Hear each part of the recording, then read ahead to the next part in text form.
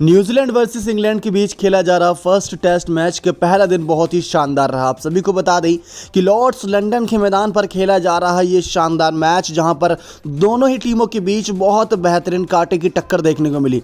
विकेटों का सिलसिला तो कुछ इस तरीके से देखने को मिला, जहां बड़े से बड़े बल्लेबाज जिसमें कैन विलियमसन और जो रूट जैसे बल्लेबाजों का नाम सामने आता है, दोनों ही फ्लॉप रहे। दोस्तों, एक उम्मीद थी कि बड़ी पारियां देखने को मिलेंगी, लेकिन पारियां तो फ्लॉप देखने को मिली, लेकिन गेंदबाजी में जबरदस्त रोमांस देखने को मिला। बाउंसी पिच का पूरा फायदा उठाते नजर आए तेज गेंदबाज, तो दूसरी तरफ स्पिनर इतना कुछ खास कर नहीं पाए। लेकिन जिस तरीके से पहला दिन गया उसको देखते हुए तो ये लग रहा है करीब 2 से 3 दिन ही चलेगा ये टेस्ट मैच, क्योंकि पहले दिन ही इंग्लैंड न्यूजीलैंड के बीच कांटे की टक्कर देखने को मिली। दोनों ही दोस्तों वर्ल्ड टेस्ट चैंपियनशिप की अगर बात करें तो टीमें जबरदस्त हैं। न्यूजीलैंड वर्ल्ड टेस्ट चैंपियनशिप की विजेता भी है और दूसरी तरफ इंग्लैंड पीछे हटने वालों में से नहीं है, क्योंकि इनके पास भी खतरनाक टीम है जिसमें जो रूट, जॉनी बेस्टो जैसे बल्लेबाज, तो दूसरी तरफ गेंदबाजी में जेम्स एंडरसन और स्टुअर्ट ब्रॉड की जोड़ी है। तो ये मुकाबला कांटे की टक्कर का। चलिए दोस्तों, आपको पूरी जानकारी देते हैं पहले दिन क्या कुछ बीता मैदान पर, किस तरीके से दोनों ही टीमों के बीच बढ़त की कुछ हम बात कह नहीं सकते कि कौन सी टीम ये मुकाबला लेकर जाएगी, जीतेगी। 2 ही टेस्ट मैचों की ये सीरीज है, आपको बता दें, जहां पर हमें देखने को मिल रहा है किस तरीके से न्यूजीलैंड टूर ऑफ इंग्लैंड 2022 यानी कि इंग्लैंड के मैदानों पर शानदार ये मुकाबला। पहला मैच लॉर्ड्स लंदन के मैदान पर, दूसरा मैच नॉटिंघम के मैदान पर। अब इंग्लैंड की जो टीम प्लेइंग 11 नजर आई, टॉस जीता था यहां पर न्यूजीलैंड के कप्तान कैन विलियमसन ने, उन्होंने पहले बल्लेबाजी करने का फैसला किया था। न्यूजीलैंड की टीम की बात करें तो उनकी प्लेइंग 11 में Tom Latham, Will Young, Kane Williamson, Devon Conway, Daryl Mitchell, Tom Blundell, Colin de Grandhomme, Kyle Jamieson, Tim Southee, Ajaz Patel और ट्रेंट बोल्ट देखने को मिले, यानी कि एक स्पिनर, बाकी सभी तेज गेंदबाज। तो दूसरी तरफ इंग्लैंड की टीम भी जबरदस्त है, जहां पर Jack Crawley, Alex Lees, Ollie Pope, Joe Root, Jonny Bairstow, Ben Stoke, Ben Foakes, Matty Potts, Jack Leach, Stuart Broads और जेम्स एंडरसन हमें देखने को मिले।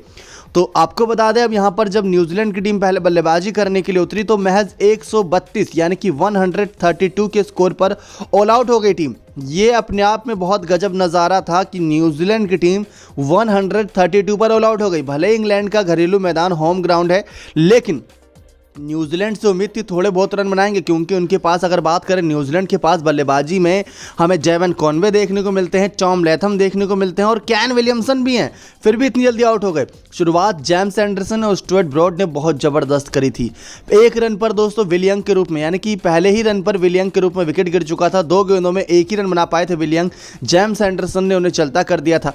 इसके बाद टॉम लैथम और कैन विलियमसन के बीच पार्टनरशिप बिल्ड होती। इससे पहले टॉम लैथम भी पवेलियन वापस जा चुके थे जेम्स एंडरसन की गेंद पर। तो विल यंग और टॉम लैथम के रूप में बहुत बड़े झटके शुरुआत में जेम्स एंडरसन ने दिए, जो कि बैक टू बैक आने लगे। फिर उसके बाद दोस्तों यहां पर पार्टनरशिप बिल्ड ही नहीं हो पाई। कैन विलियमसन ने भी 22 गेंदों का सामना किया, 22 बॉल्स का सामना किया, लेकिन 2 रन बना पाया और कैन विलियमसन को चलता कर दिया मैटी पोर्ट्स ने। यह बहुत बड़ा विकेट था। इसके बाद डेवन कॉनवे, जो कि बहुत खतरनाक बल्लेबाज है टेस्ट के, अगर इनके कुछ स्टेट्स बताएं तो इनका जो एवरेज इस समय टेस्ट में वो 59 का है। 59 की एवरेज से बल्लेबाजी कर रहा है, लेकिन इस मुकाबले में फ्लॉप रहा। आपको बता दें कि इस बल्लेबाज ने सिर्फ 7 गेंदों में 3 रन की पारी खेली और स्टुअर्ट ब्रॉड ने इनको चलता कर दिया। कैच पकड़ी थी जॉनी बेस्टो ने।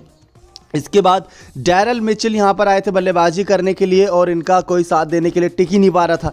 डैरल मिचेल खड़े हुए थे, लेकिन डैरल मिचेल 27 रन पर जो टीम का न्यूजीलैंड का स्कोर था वहाँ आउट हो गए।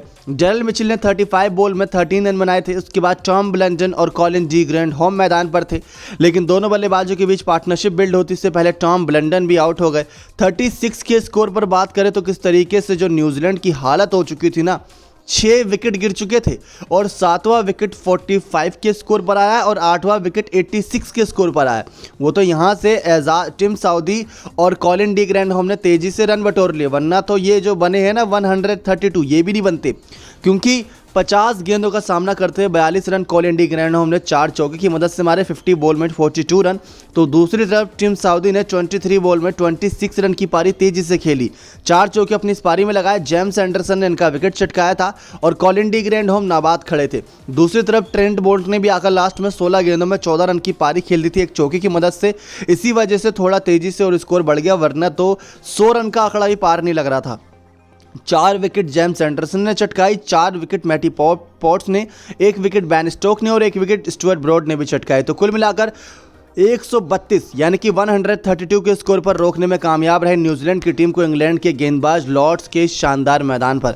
इसके बाद आपको बता दें, इंग्लैंड की टीम जब बल्लेबाजी करने के लिए उतरी तो इंग्लैंड का भी बुरा हाल कर दिया। इंग्लैंड के स्कोर में शुरुआत में तो तेजी से बढ़ोतरी आई थी क्योंकि एलेक्स लीज और जैक क्राउली ने अच्छी पार्टनरशिप बिल्ड कर दी। 77 बॉल में 25 रन एलेक्स लीज बनाकर आउट हुए टीम सऊदी की गेंद पर, तो जैक क्राउली ने 56 बॉल में 43 रन बनाए थे। 7 चौके की बदौलत जेम्स एंडरसन ने इनका विकेट लिया था और टॉम ब्लंडन ने कैच पकड़ा था। लेकिन 59 रन पर जब पहला विकेट गिरा तो 100 रन तक यहां पर बता दें 7 विकेट गिर चुके हैं, यानी कि 59 और 100 यानी कि करीब करीब उस 40 रनों के 41 रन के बीच में 7 विकेट गिरा दिए इंग्लैंड के गेंदबाजों ने, यहां पर न्यूजीलैंड के गेंदबाजों ने इंग्लैंड के बल्लेबाजों के, जिसमें ओली पॉप सिर्फ 27 बॉल में 7 रन बनाकर आउट हुए 7 रन, जो रूट 11 रन बनाकर आउट हुए 15 गेंदों में 15 बॉल में 11 रन, जॉनी बेस्टो 9 बॉल में 1 रन बनाकर आउट हुए। बैन स्टोक का भी यही हाल था, जॉनी बेस्टो की तरह 9 गेंदों का सामना करा, 1 रन बना पाए। तो दूसरी तरफ आपको बता दें यहाँ पर बैन स्टोक भी जब जल्दी आउट हो गए, बैन फोक्स अभी खड़े हैं नाबाद और मैटी पॉट्स भी बिना खाता खोले बोल्ट की गेंद पर आउट हो गए। टिम साउदी, ट्रेंट बोल्ट और काइली जेमिसन तीनों तेज गेंदबाजों ने यहाँ पर 2-2 विकेट चटकाई और कॉलिन डी ग्रैंडहोम भी तेज गेंदबाजी कर लेते हैं, इन्होंने भी 1 विकेट चटकाई। अभी सिर्फ 16 रन से इंग्लैंड की टीम पछड़ रही है, यानी कि पीछे ट्रेल है।